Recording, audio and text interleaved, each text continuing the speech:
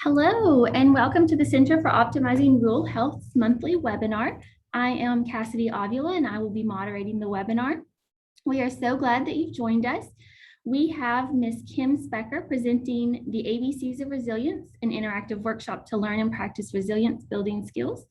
Before I introduce Ms. Specker, I would like to let you know that we will record the presentation and we will make that recording available to you in an email following the webinar. We will also be allowing time for questions at the end of the presentation, but you may also type them into the chat box at any time and we will make sure they're addressed during Q&A. We will also have several polls that we will pull up during our time together today, and we would love to hear from you and get your response. Each question will be anonymous, so you will not be identified if you do choose to participate. It is now my privilege to introduce Ms. Specker. Kim Specker is the CEO of Rare Transformation, LLC, a leadership coaching company focused on helping women leaders build resilience, enhance emotional maturity, and improve the quality of her conversations and those of her teammates. Kim launched Rare Transformation after her own life-changing experience through transformation and restoration. Kim has a heart to help other women discover how to experience life at their best by increasing resilience through brain skills training and enhancing relationship quality through improving conversation skills and increasing emotional intelligence. Kim is a graduate of the award-winning University of Texas graduate program in executive and professional coaching in Dallas, Texas. Kim is a PCC certified by the ICF and has over 5,000 hours of coaching in various industries. As a lifelong resident of Kansas City, Kim has marketplace experiences, which include public accounting, Fortune 500 acquisitions, sales, and client relationship management. Kim believes resilience relationships transform the world. Welcome, Kim, and we are thrilled to be part of this workshop, and we thank you for being here today. Well, thank you guys for inviting me into your world. I don't know if you're all comfortable, but I see a few pictures on there and I don't know your format, but I'd love to see some real faces, at least to greet me and say, hi, thanks for being here. You can go back off take your camera off as I present if that makes you feel more comfortable, but it would help me to see your faces and just know that I'm talking to something besides a box. Yeah, there's Janet and Charles and Lauren, Susanna. Yes, thank you guys. Hi, Cassidy. Hi, Emily and Lisa. And yeah, I suppose all of you are eating your lunch as you're sitting here with me today. And that's okay. If you feel more comfortable shutting your camera off, I understand. But I want you to know, I'm going to share my screen with you, and then I do have a resource to share afterwards, and I'll tell you how to get that. But I'm going to jump in here and just share my screen. And Cassidy has assured me she's watching the chat box. If you have questions along the way, I just consider this an open forum so that you can ask questions in the moment rather than waiting till the end. And that way, I'm sure we'll have enough time. I've tried to make this pretty concise and just impactful because I know you guys have full schedules, but I want to deliver something that will make a life-changing difference. So here goes. I'm going to share my screen.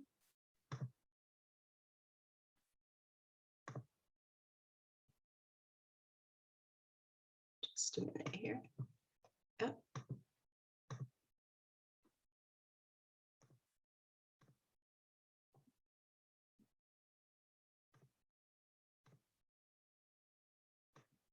There we go. Can you guys see it? Can somebody thumbs up? Okay. Not for sure why that's not going down, but Kim, it is still in PowerPoint mode. Not well, that's what I thought. I've hit from the beginning.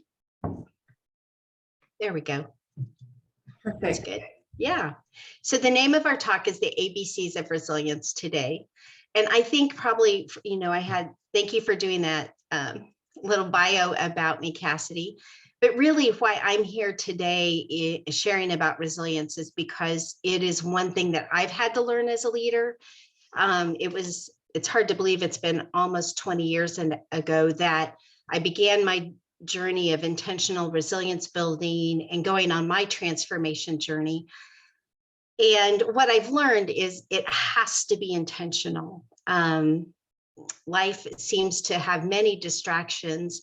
And so a part of what will make today practical is I'm going to give you very simple intentional exercises to do to build your own resilience. And I have learned over the years, I've been coaching now almost 13 years. And what has happened is, as I've coached leaders across the globe, I realized that they can only be relationally connected at the depth of their own resilience. So if you're waning on resilience, and we'll get a proper definition here in a bit, a lot of your relationships and your interactions might be missing a fullness that they could have.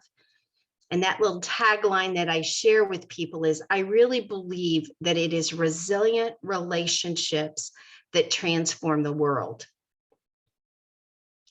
So let's just start right now with what is like my definition of resilience. And maybe you can attune with what my definition is if yours is different. But what I wanted to share with you is, when you're lacking resilience, you're kind of like that flat soccer ball that you see on the right. You are not able to roll along, or you're not able to bounce back. You just kind of hit and you go thud, and you just land where you're at. And it's really hard to pick yourself up. However, if you have air and that soccer ball is full, and you are filled to capacity with air, or we'll call it resilience, you're able to bounce back when adversity and difficult things come towards you. Here's the definition I have. Resilience is the ability to bounce back from adversity, to bend without breaking. Being resilient is being able to move from the state of overwhelm and back to a state of being calm within a reasonably short amount of time. Some people refer to resilience as emotional capacity. And I think that's what you're going to see as we move into the next slides. And what I like to do as I begin talking with people is to help you soon realize what your own resilience is. And so for today, we're going to do a quick little poll on that in just a moment, Cassidy, to give you a heads up. But first of all, I'm going to give you like an outline of what we'll cover in the next 45 minutes. We're going to talk about the ABCs of resilience, and A stands for appreciation, B stands for beliefs, and C stands for connections.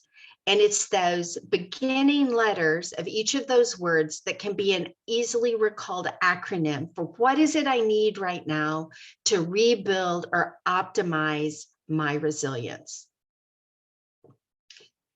So Cassidy, would you put up that first poll that we talked about? I have demonstrated frustration.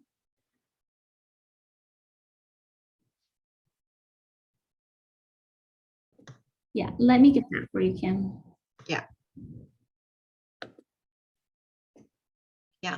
So audience, if you would help me out, this is all anonymous, so please feel free to participate. But I want you to ask yourself the question there. I have demonstrated frustration, a lack of patience, or possibly negative emotions in the last 24 hours. And negative emotions could include sadness, anxiety or fear, disgust, shame, anger, and disappointment. Okay, so right now it looks like the poll is done, and I'm going to share those results. Are you doing that, Cassidy? It looks like, yeah, you're viewing it. You guys see that 86% of you have experienced your own negative emotions. So now I want to ask you the second question of the poll. And Cassidy, if you could do that for me, it's, have you been the recipient of negative emotions or frustration or overwhelm in the last 24 hours?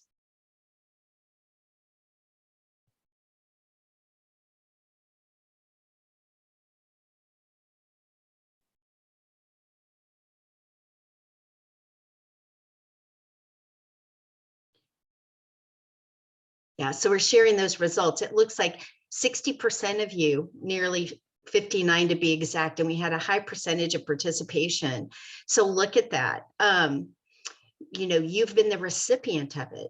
And so today, I think it's what you're going to learn is going to help you have some new eyes to look at people who demonstrate negative behaviors with you. And then of course, by the time we're done, you're going to have some skills to help you grow your resilience. But where we're at today, I would like for you to consider, what is your own resilience score? And I know that's subjective, but on a scale of 1 to 10, and Cassidy, we're going to get ready for the next poll. On a scale of 1 to 10, 10 being fully optimized, like life is good and you've got capacity to handle almost anything. That's a 10.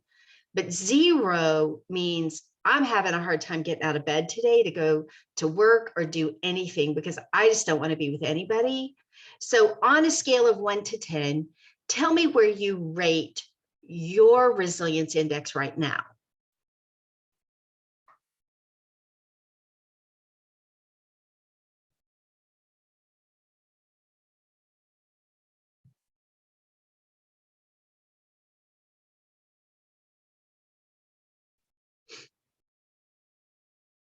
Yeah, that looks great. So we've got 68% of you in the 6 to 8 range, which is pretty good. I mean, if I were going into an organization and that were the score, I would go, okay, we've got some work to do, but we're not starting with recovery work. But I know, I mean, it could be a different day, right? It's Tuesday, it's lunchtime. Hopefully your bellies are full and you are not hungry and you're not as tired as you have been. So anyway, thanks for participating in those polls with me, because I like to see the data of the audience I'm working with. And so we'll move on to the next slide when we see that 68% of our audience is in the 6 to 8 range.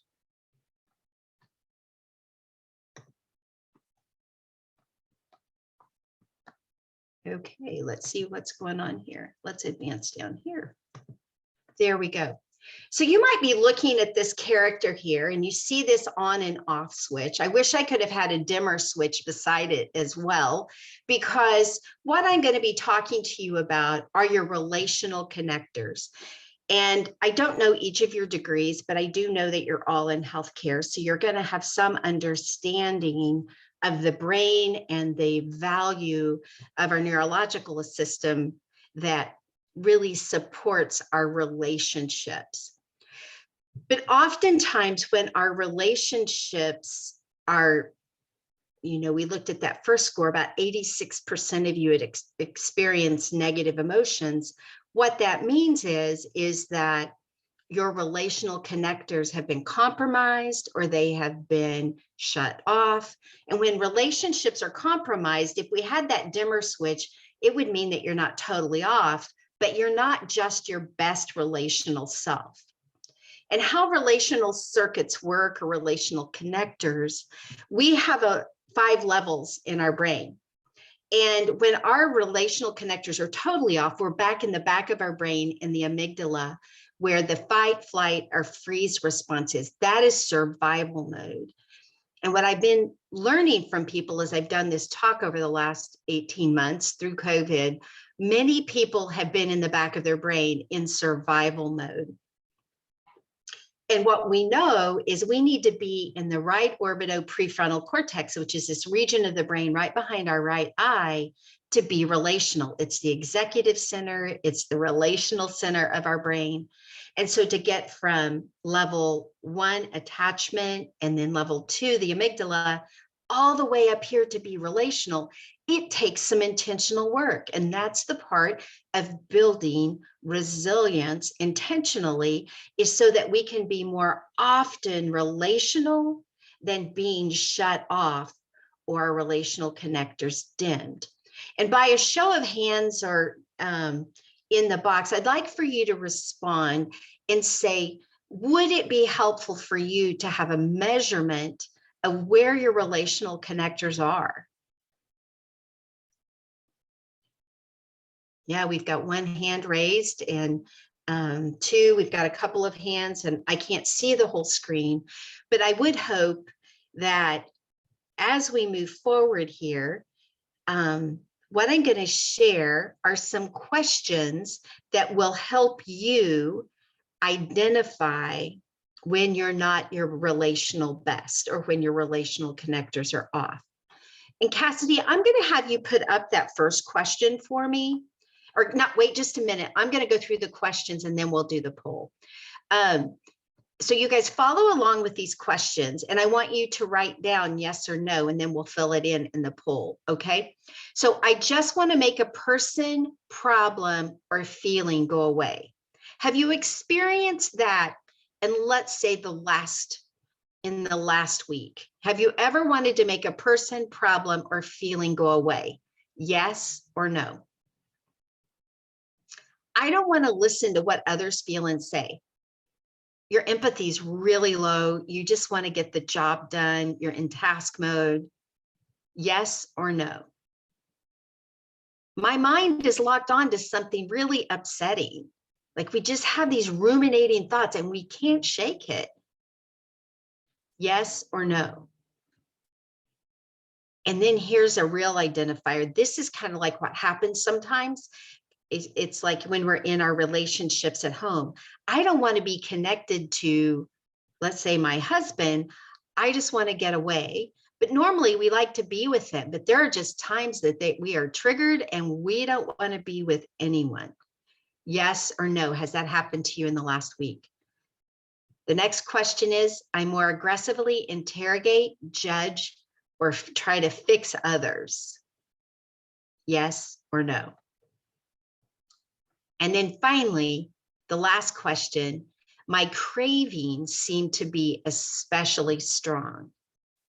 And what that means for me is sometimes when I'm highly agitated, I don't have the greatest amount of resilience. Maybe I'm tired, I haven't eaten, I have not been with my friends who replenish me, and something really hard comes up.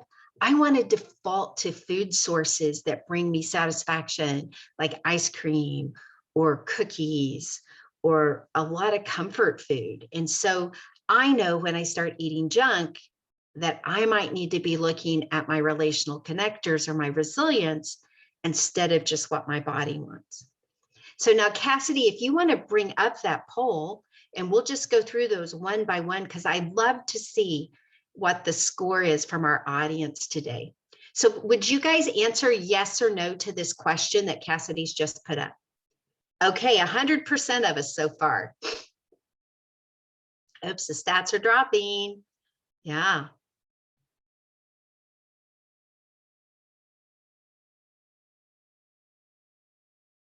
Okay, so we can see, yes, a good portion of us have had that experience this week, right?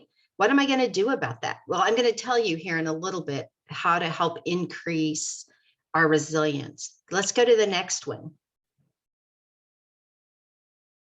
Yeah, this one says, I don't want to listen to what others feel or say.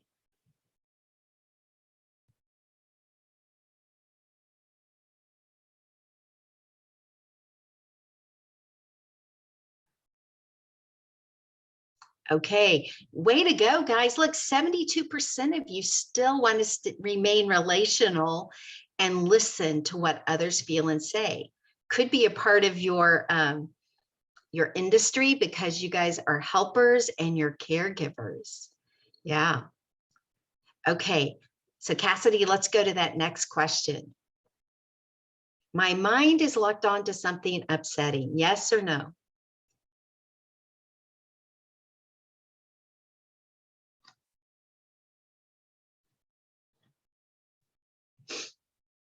Okay, we got 50-50 on that one. All right.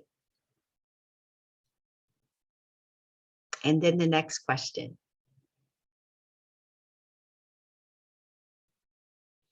I don't want to be connected to blank. I just want to get away.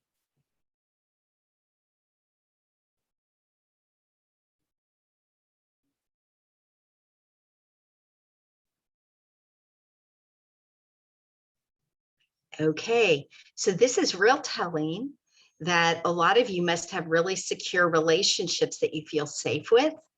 And I think that's terrific, because what I'm seeing by your limitation, your how many no's that you've had, that you have safe community or safe relationships around you. And let's go to the next one, Cassidy.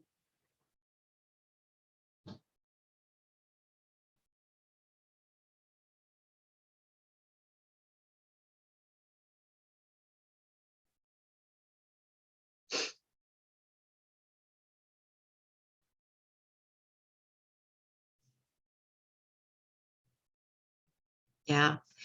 Thank you guys for being in this poll with me, because this is so revelatory of who's on this call. And I think all of you are leaders with influence. And so for you to have this high of resilience score, I think this is really terrific. And then let's go to that last one. My cravings seem especially strong.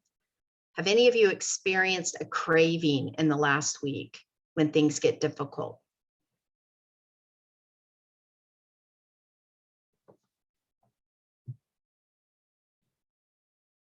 Yeah, such a great percentage of participation too. So we can see that some of the ones that we default to more regularly, I just want to make a person problem go away, or my cravings appear. And so anyway, we can just move on from that poll. But I think what that's showing each of you is, if I could ask myself those questions when I seem to be disengaged or I'm not present, then I could be more resilient and offer greater leadership to those that are around me. Do I have any questions so far? You guys are awfully quiet today without getting to see your screen, but I just want to know, are there any questions so far?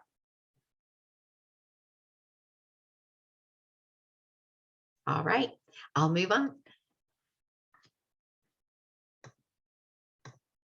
Okay, so what are some things that could be draining your resilience?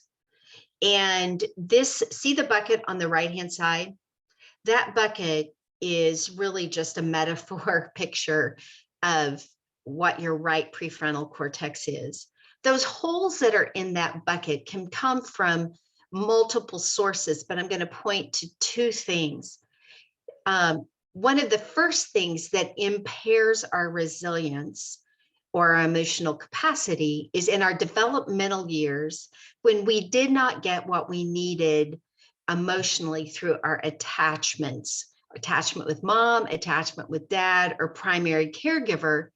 And if we did not have the support to develop emotionally during infant or childhood stages, we have some compromised development in our brain. And then when we layer on, when bad things can happen to us as adults, some people call that trauma B. Trauma A is when we have absences. Trauma B is when we have bad things happen. Each of those things can put holes in our prefrontal cortex. And when we have holes in our prefrontal cortex, it means that our resilience and our positive emotions like joy and optimism and hope can run out of our prefrontal cortex. So the purpose of practicing resilience is to build or to restore those holes from the inside out, not just putting Band-Aids on them, because they could leak again. And that's kind of what the question about the the cravings that we have. Cravings kind of medicate the holes in our bucket by subsiding the pain. So we eat the comfort food, or we have the substance like alcohol, or maybe you like to go to the boats, or maybe you like to use other addictive behaviors to medicate. That's where this comes into play, is going, no, if we build our resilience, we can restore the gaps in our development and from trauma from the inside out. So in your chat box, I'd like to hear from you. What are some things that drain your resilience? List 2 or 3 things. And then Cassidy, I'd love it if you just call those out when you see the chat box is stopped or slowed down. Of course.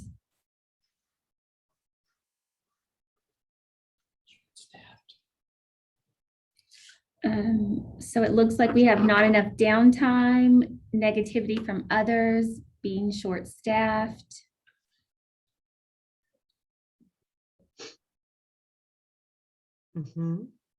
Yeah. Recent. I'm curious to know, I've heard from other healthcare communities, there's too much responsibility for the amount of hours in your day. We did have overworked, not enough downtime, competing priorities. Yeah.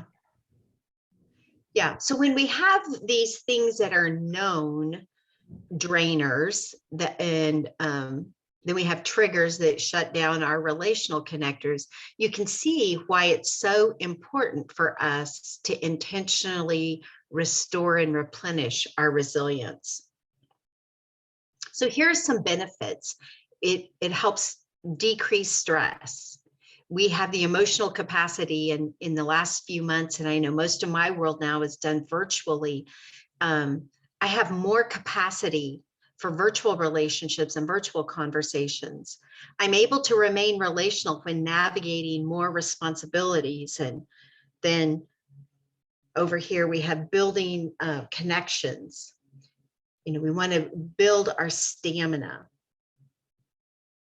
So let's now move into the practicality of this workshop, and I want to lead you in an appreciation exercise. And this is very simple. You're going to go, yeah, will this really work? I will tell you, I've been practicing gratitude and appreciation almost daily for 5 years. And I'm really, really just day after day, I'm becoming more of an advocate of gratitude and appreciation. One exercise I'll just tell you up front before I forget to tell you is about when you know that you have difficult things ahead of you, circumstances, whether it's at home or it's at the office, but things that might deplete you. If you can practice gratitude daily for 30 days before you have to go into that difficult season, you're preloading your resilience and building those relational connectors. I think you will be surprised by the success you navigate that next difficult season through.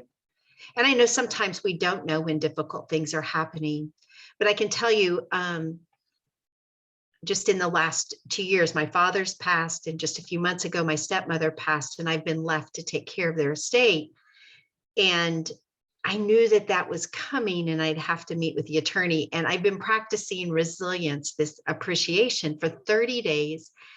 And I can tell you, I didn't get overwhelmed or triggered. It's just fascinating to me when the things that I teach are working out in my own life. And so it makes me a champion for this practicing appreciation. So let's look at what the specifics are here. Appreciation can really be packaged as joy, a positive emotion. Joy actually means that someone is glad to be with me.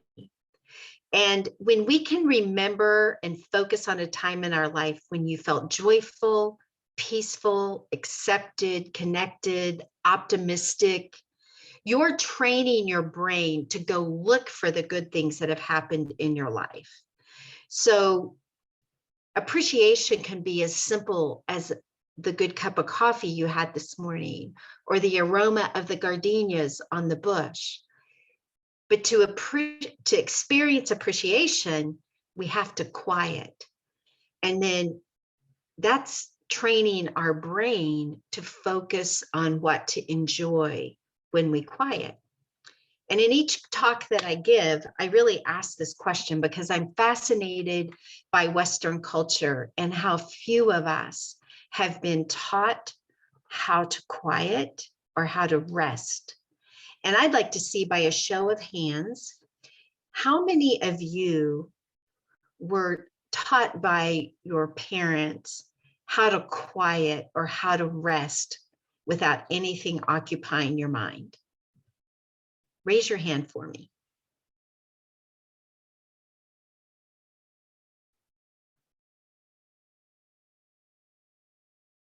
Yeah. Can you see any, Cassidy? I don't see any hands. Lisa's hand's been up for a while, but I wonder, has anyone? Yeah, doesn't look like it to me. Yeah. Do you see anyone, Cassidy? I do not. Yeah. So that statistic goes right along with what I've been collecting for almost 5 years now. Because when we don't know how to quiet or rest, we cannot move to the neurological need, the place we need to be neurologically to really be appreciative. So now I'd like to lead you in a breathing exercise. So breathing can infuse the oxygen our brain needs to help us quiet. And it's called box breathing. It's an exercise that the Navy SEALs do to help calm themselves and get centered before some of their operations. But it's something like this. And since I can't see you, I'd like for you to sit up on the edge of your chair. I'd like for you to straighten your back and maybe even just roll your shoulders back a few times. Close your eyes. And I'm going to count for you. And I'd like for you to inhale for 4, hold for 4, exhale for 4, and then hold for 4. And then we'll move into the appreciation exercise. So it's real simple. It's only going to take a couple of minutes to do this whole thing. So now as your eyes are closed, let's inhale for 4, 2, 3, 4, hold 2, 3, 4, exhale 2, 3, 4, hold 2, 3, 4, inhale 2, 3, 4, hold 2, 3, 4, exhale 2, 3, 4, and hold 2, 3, 4. And now what I'd like for you to do is just keep your eyes closed. And I'd like for you to just, in the deep breathing, if you want to keep doing that, you can. But think about a time when someone was glad to be with you.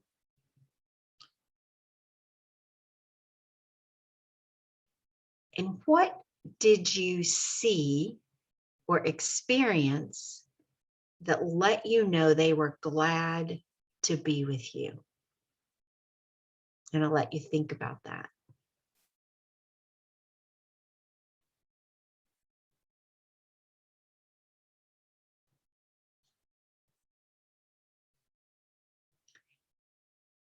And now as you've thought about what that was like, I'd like for you then to go, just kind of scan your body in that memory.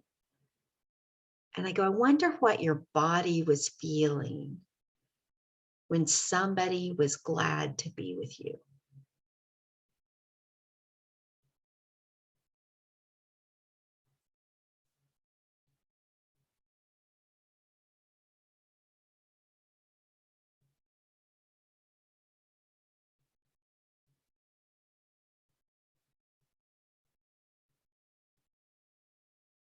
Yeah, now that you've scanned what your body felt like, just kind of look around in that memory that you're recalling and go, what was the environment like?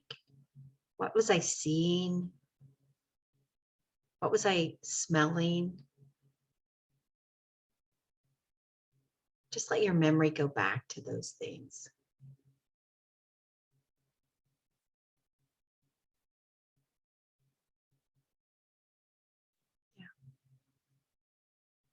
Yeah.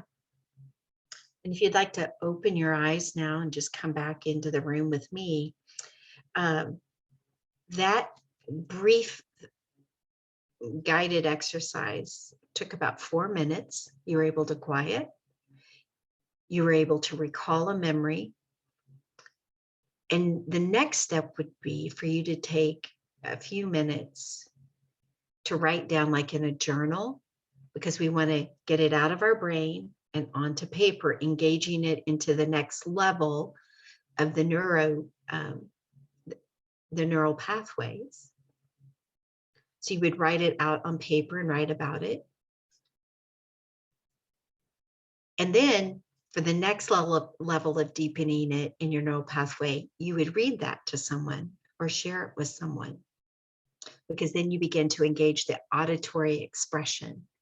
So in the pause of less than probably 6 minutes, you've been able to create your own appreciation experience. You've deepened it, you've shared it. You've shared your appreciation with someone else, and you've probably enhanced their day as well. So that's the A of the ABCs of building resilience. And now we're going to go to the B. B stands for belief. And I don't know about you, but for me, I've really had to work on shifting my thought patterns in my brain. In Western culture, it's very difficult, especially in this day and age with all of the social media and the exposure to media devices of all kinds, from the press to, even magazines. We are influenced continually by not being enough. And oftentimes, when we don't feel like we're enough, our neurochemistry defaults to negative thoughts. And when we operate out of negative thoughts, it's like we put on the lens of negativity. And a way that we've talked about that in the past, we know those people around us who see the glass half full, or they see the glass half empty, right? So in shifting your beliefs, it is really pausing once again, maybe doing that quieting. There are many breathing exercises that you can tap into, but pausing to reflect and go, what are the thoughts that I'm thinking? Our brain needs to be trained to build a truthful narrative that is really anchored in optimism. So appreciation and then optimism are some of the foundational elements of building resilience. Optimism creates this mental attitude characterized by hope and confidence in success and a positive future. Optimists are those people who expect good things to happen, where the pessimist, the half empty glass, they predict unfavorable outcomes. So I'd like for you to pause again with me. And if you'd like, you could close your eyes. But I think it would be interesting for you to go, what is a negative thought that often comes to me? And it might come consistently when you're having that craving, but it also might come at another time when you're under stress or you're low on resilience. Think about, what is that negative thought that I default to? And maybe write that down on a paper.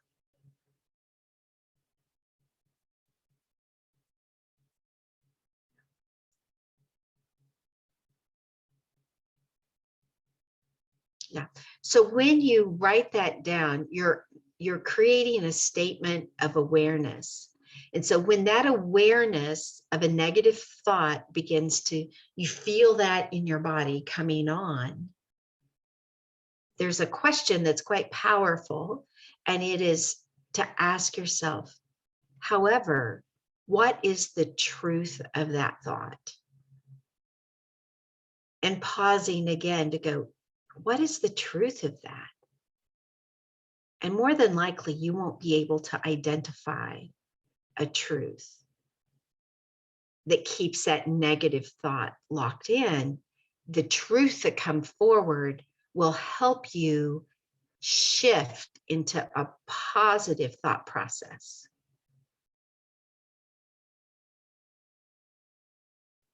And then the second part of this exercise is to be able to share that remapping story with someone. Because when you can identify it and you can begin to create your truth, to express that truth deepens in the neural pathway, which then becomes of your new part, like the part of your new way of thinking. And many of us in Western culture have been programmed to have negative thoughts. And so taking our thoughts captive and remapping them are very powerful in increasing your resilience. And then finally, the third component, the C, the connections. And connections are literally relationships that keep us positive. And as I ask you in that last question, or the one about appreciation, who is glad to be with you? And what did your body feel? And what did they feel perhaps when they were with you? When people are glad to be together, that is when the emotion of joy is created. And joy is the foundational chemical that gives us hope and optimism. So how do you get to be more joy-filled? It is to have more relationships where people are glad to be with you. And that means you have to begin asking yourself some questions. Am I the kind of person that people want to be with? Do I give them joy? Do I show up with a smile? Do I show up in positivity? Do I affirm them? And so ask yourself, how do I show up in my relationships? I think many of you who've studied trauma-informed care and as a part of healthcare systems, you have seen the research in patient recovery when they are not left alone, but they have loved ones by them or caregivers who have a high empathetic presence. It's a game changer in the healing process. And so that's how it is for us when we want to build resilience that lasts. When we know we have people who are glad to be with us and are willing to grow their resilience alongside of us, it accelerates or amplifies our resilience. Another component of connection, not just to humanity, but it is being connected to the divine or a sovereign being who holds the power. Maybe it's, you call it creator or universe. I choose to call it God. But when we do not feel alone, but can look to that sovereign power, there is a consistency there that builds confidence through a connection. And so the exercise to recall connections or build connections is to make a list now of a few names of who are trusted confidants, friends and loved ones who were glad to be with you. And who could you call on to share your appreciation story, to share the narratives that you're shifting?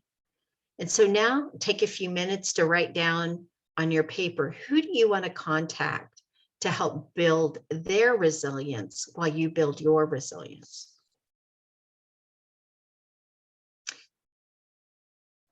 And then finally, I just want to check in with you. And we saw the score at the beginning of our session today. I'm curious to know, and if you just want to write it in, because I don't think I had the question in the poll, and maybe you just give me a thumbs up, but do you feel like those 3 exercises helped build or expand your resilience index today?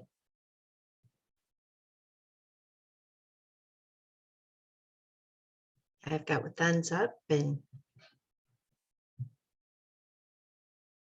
okay. So now with the time that we have left, we're at 12:45. I would like for you to pause and write down 3 things that you would like to do differently toward building your resilience plan. And I know it's, it takes intentionality, it takes time, but with the pause that you've given yourself today to be with me, let's make it count and go, what do you want to do differently?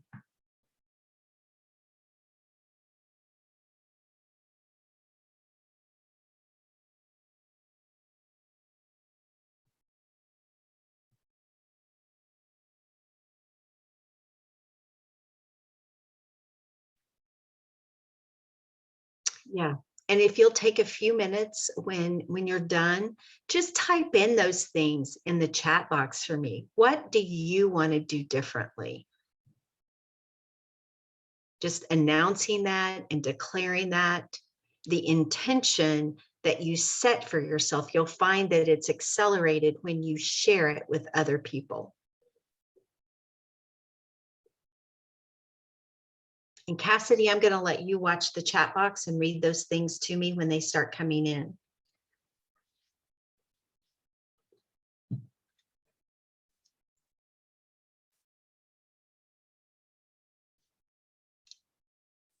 Kim, someone said, surround myself with positive people. Great. Yeah.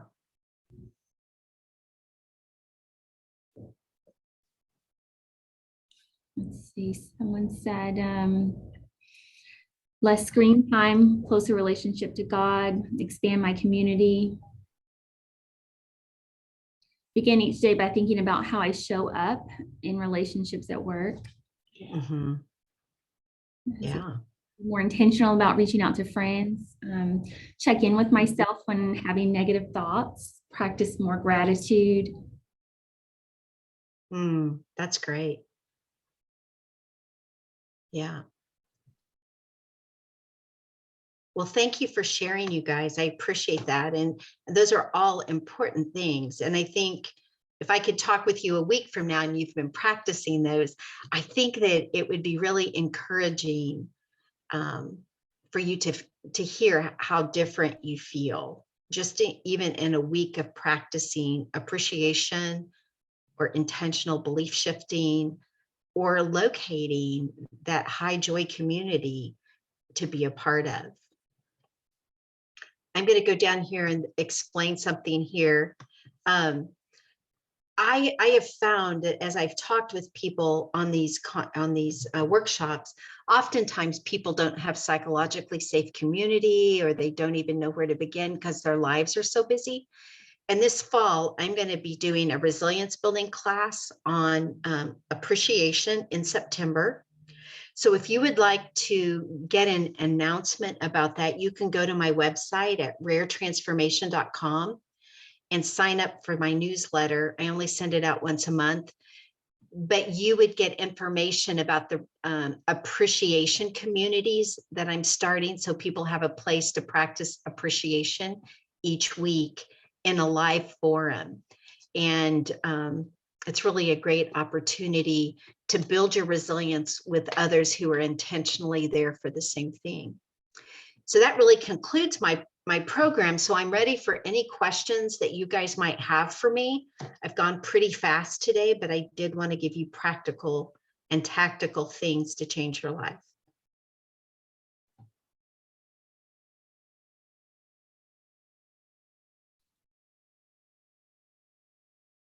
Cassidy, were there any questions in the box that people had, or do we want to do open mic where they can just open the mic and ask the question? We can certainly do both. I don't see anything in the chat right now, but I am watching it, and feel free to unmute. And you can just verbally ask your question if that's your preference.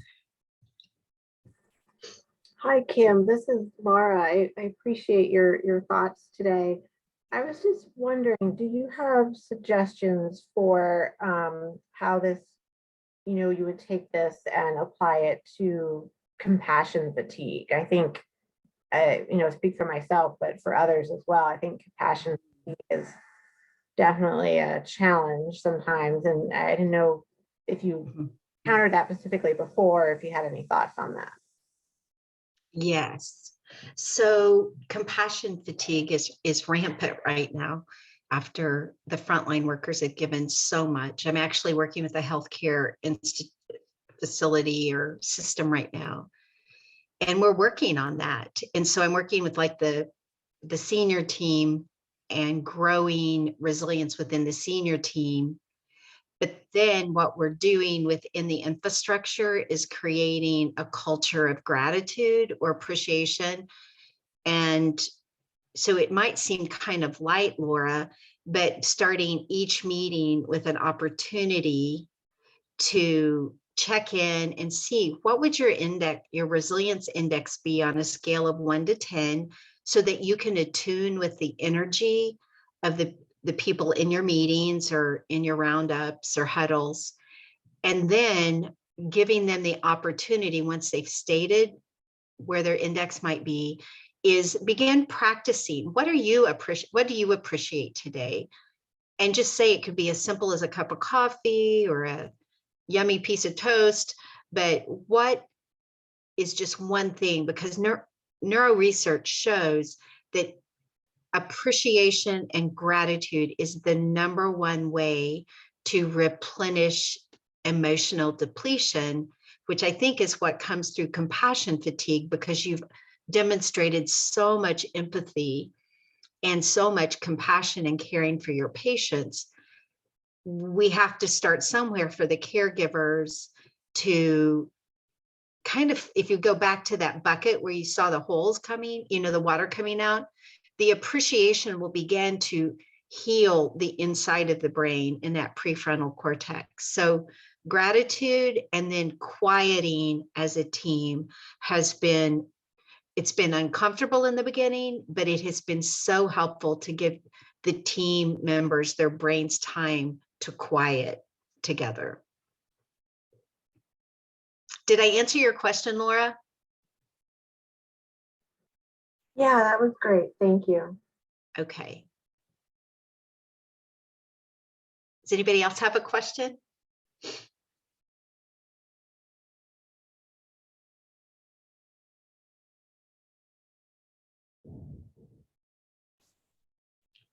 Okay, well, thank you guys so much for being with me today. I hope you found it helpful. And if you have specific questions, you can go to my website and there's a way to connect with me there. And I'd love to support you in any way I can. Thank you for the work you've done and are continuing to do in our country and taking care of those who need good health.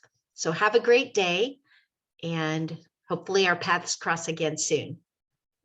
Thank you so much, Kim. That was really excellent. And I know I'm looking forward to practicing the appreciation techniques and the other things that you mentioned. And we're getting quite a few thank yous in the chat as well. So I would like to echo what Kim said and say thank you for what you're doing, but also thank you for taking the time to join us today. And if you check your inbox, we should have the recording link of this to you by tomorrow. Thanks, everyone. Have a great afternoon.